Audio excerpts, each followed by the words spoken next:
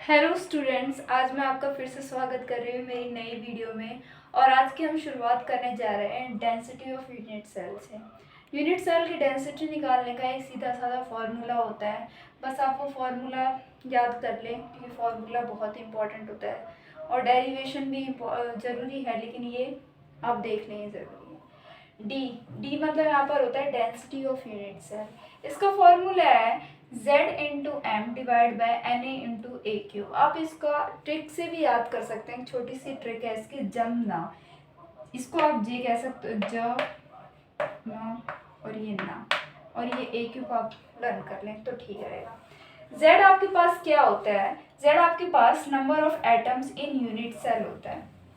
ये डेराइव कैसे? आप ऐसे भी कर सकते हैं, जैसे मास पर यूनिट वॉल्यूम क्या होता है आपका डेंसिटी, तो मास क्या होगा? मास तो m होगा। z से इसलिए मल्टीप्लाई किया क्योंकि z का मतलब क्या हो गया कि कितने एटम्स प्रेजेंट होते हैं, number of atoms in a unit cell. वो तो पता ही होगा, वो हर एक एटम के लिए, वो हर एक स्ट्रक्चर के लिए आपके यूनिट सेल के लिए क्या होता है, डिफरेंट होता है। इसलिए z से मल्टीप्लाई करेंगे डिवाइड बाय एन ए क्या होता है आपका? एवोगाड्रो नंबर होता है जो फिक्स होता है 6.022 into 10⁻23 into A cube. A क्या था हमने कई बार निकाला, एज लेंथ। एज लेंथ का क्यूब करेंगे तो क्या हो जाएगा आपका? Volume of unit cell. तो ये छोटा सा फॉर्मूला है डेंसिटी ऑफ यूनिट सेल के लिए।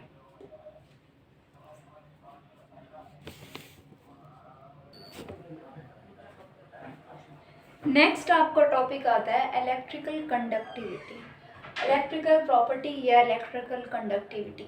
अब सॉलिड है तो सॉलिड में इलेक्ट्रॉन्स भी प्रेजेंट होते हैं, और इलेक्ट्रॉन्स या तो कुछ फ्री इलेक्ट्रॉन्स भी होते हैं। आपको पता है सॉलिड क्या होते हैं कि वो अपने मतलब जब वो सॉलिड स्टेट में होते हैं तो क्या करते हैं, वो कंडक्ट नहीं करते इलेक्ट्रिसिटी। लेकिन जब वो मोल्टन या एक्वा स्टेट में पहुंचते हैं तो वो इलेक्ट्रिसिटी कंडक्ट करते हैं। कुछ ऐसे मेटल्स के बारे में जब भी हम बात करते हैं तो हमें ये बात पता चलती है। मतलब ये कि इलेक्ट्रिकल कंडक्टिविटी होने के लिए सॉलिड के पास क्या होना चाहिए? फ्री इलेक्ट्रॉन प्रेजेंट होना चाहिए। तो सबसे पहले हम इलेक्ट्रिकल प्रॉपर्टी में 3 टाइप के आप सॉलिड्स के बारे में बात करेंगे, conductors, insulators and semiconductors.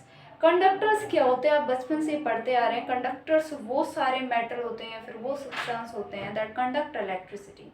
Electricity conduct करते हैं, उन्हें हम क्या करते हैं? कंडक्टर्स कहते हैं। और सेकंड बात ये भी कह सकते हैं कि कंडक्टिविटी बहुत ही ज़्यादा होती है, और उस कंडक्टिविटी की रेंज आपकी होती है 10⁻4 to 10⁻7 ohm inverse metre inverse. ये रेंज होती है कंडक्टर्स की। ये हाईली कंडक्टिव होते हैं, इनकी कंडक्टिविटी बहुत ज़्यादा होती है।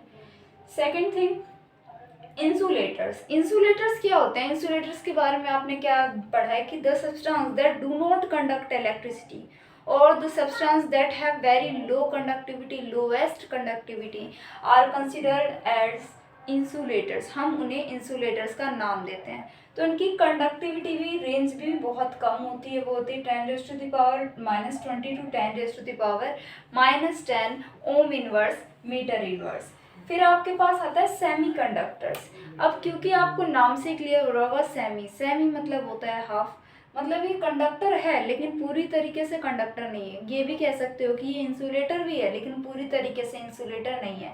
मींस इसकी कंडक्टिविटी लाई करेगी कंडक्टर्स और इंसुलेटर्स की कंडक्टिविटी के बीच में, जो कि आपके होते हैं 10⁻6 से 10⁻4 ओम इनवर्स मीटर इनवर्स। अब conductions of electricity in metals.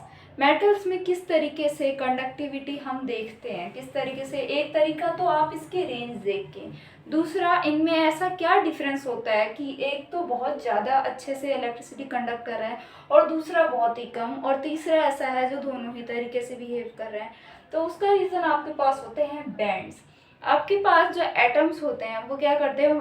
Atomic orbitals present होते हैं उनके पास।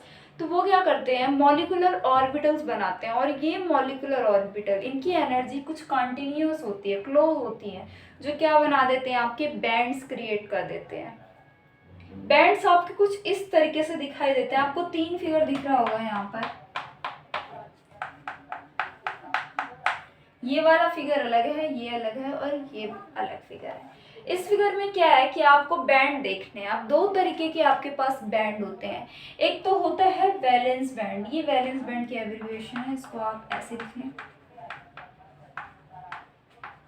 और एक होता है सीबी, जिसे हम कहते हैं कंडक्शन बैंड। नाम से ही क्लियर है, एक बैंड तो आपका क्या होगा, ऐसा बैंड होगा वैलेंस बैंड, जिसमें आपके वैलेंस इलेक्ट्रॉन प्रेजेंट होंगे। और कंडक्शन बैंड वो बैंड होता है जिसमें आपके इलेक्ट्रॉन्स जंप करते हैं।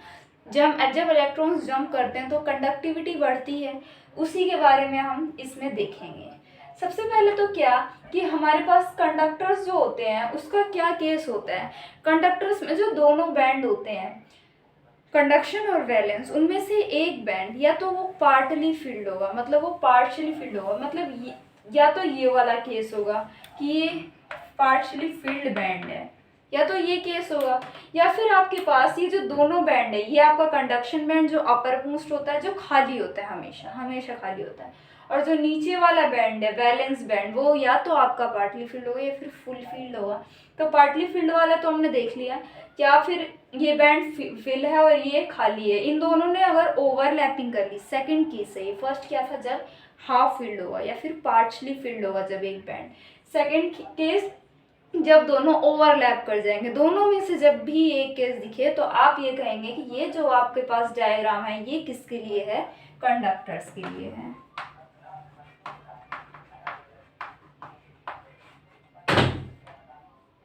ओके, अब सेकंड बात ये आती है कि इन दोनों के बैंड में, अब ये तो हो गया आपका कंडक्टर्स का।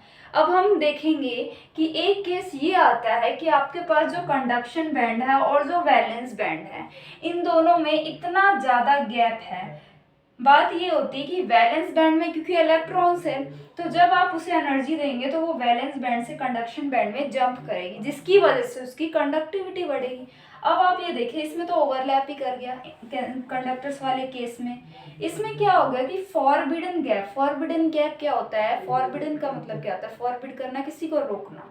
तो ये गैप इसमें बहुत ज़्यादा होता है, फॉरबिडन गैप, जो कि वैलेंस इलेक्ट्रॉन्स को कंडक्शन बैंड में जंप करने से फॉरबिड कर रहा है।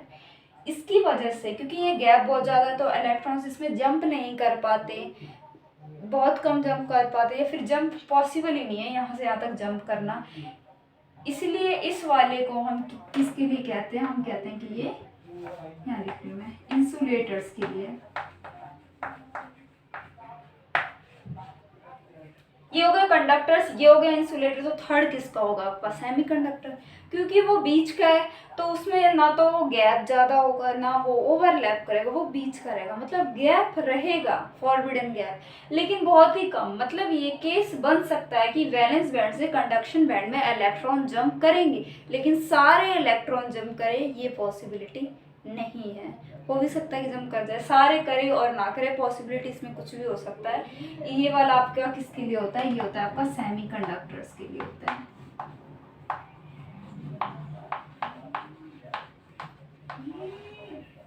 अब जो सेमीकंडक्टर्स होते हैं, इनकी कंडक्टिविटी डिपेंड करती है टेम्परेचर्स के ऊपर भी, क्योंकि आप जानते हैं कि सेमीकंडक्टर इसमें क्या होना चाहिए कि इलेक्ट्रॉन्स जंप करें। कंडक्टिविटी के लिए क्या चाहिए होता है कि इलेक्ट्रॉन्स वैलेंस बैंड से कंडक्शन बैंड में जंप करें, लेकिन उसके लिए ये इसके ऊपर भी डिपेंड करता है कि टेम्परेचर, अगर आप टेम्परेचर इंक्रीज कर दें तो क्या होगा कि कोवेलेंट बॉन्ड ब्रेक होंगे। इलेक्ट्रॉन्स कहाँ से आते हैं, जब बॉन्ड ब्रेक होता है, तो जब हम इसमें एनर्जी देते हैं तो उसके कोवेलेंट बॉन्ड ब्रेक हो जाते हैं, ब्रेक हुए फिर यहाँ से इलेक्ट्रॉन जंप कर जाते हैं कंडक्शन बैंड में।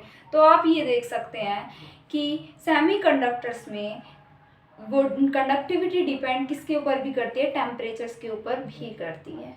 और ऐसे ही कुछ एग्जाम्पल सेमीकंडक्टर्स के दे सकती हूँ मैं, जैसे जर्मेनियम हो गया, सिलिकॉन हो गया।